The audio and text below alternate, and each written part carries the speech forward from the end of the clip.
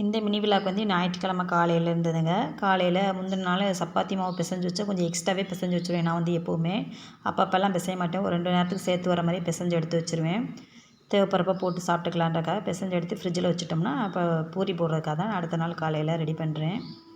இன்றைக்கி நம்ம வீட்டில் சண்டே ஸ்பெஷல் நான்வெஜ் சமையல்லாம் கிடையாது. முட்டை குழம்பு மட்டும்தான் வைக்கிறேன். உடச்சி விட்ட முட்டை குழம்பு தான் ரெடி பண்ணுறேன். நான் முட்டை குழம்பு எப்படி தான் நான் ரெடி பண்ணுவேன். ஆனால் டேஸ்ட்டு நல்லாயிருக்குங்க. சின்ன வெங்காயம் வந்து நல்லா 2 கைப்பிடி அளவுக்கு நல்லா நறுக்கி போட்டு நல்லா வதக்கி விட்டாச்சு. ஒரு கொத்து கருவேப்பிலையும் போட்டு நல்லா வதக்கிக்குவோம்.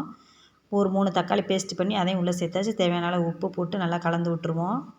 நான் எந்த ஒரு குழம்புக்குமே தக்காளியை பேஸ்ட் பண்ணி தான் சேர்ப்பேன். பொடிசாக கட் பண்ணி போட்டோம்னா தோல் வந்து திப்பி திப்பியாக இருக்கும் என்ன தான் வதக்கி போட்டாலும். அதனால் அது நமக்கு பிடிக்காது, சாப்பிட்றப்ப வராது.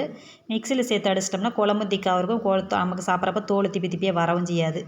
இந்த மாதிரியே செஞ்சுறது நான் எப்போவுமே. தேங்காவோட சோம்பு, பூண்டு, பட்டை, கிராம்பு எல்லாம் சேர்த்து அரைச்சி சேர்த்தாச்சு.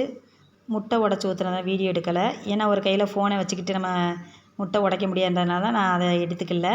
உடச்சி விட்ட முட்டை குழம்பு சூப்பராக ரெடி ஆயிடுச்சு. நம்ம முட்டை சேர்த்துட்டு குழம்பு உடனே கலந்து விடாமல் அப்படியே விட்டோம்னா சிம்லேயே வச்சிட்டோம்னா நல்லா குழம்பு ஃபுல்லாக முட்டையாக இருக்கிற மாதிரி இருக்கும். உடச்சி விட்ட முட்டை குழம்பு சூப்பரான மதிய சாப்பாடு ரெடி ஆயிடுச்சு. இந்த வீடியோ பிடிச்சிருந்தா ஒரு லைக் பண்ணுங்கள். வீடியோ பார்க்குறவங்களுக்கு ரொம்ப நன்றி.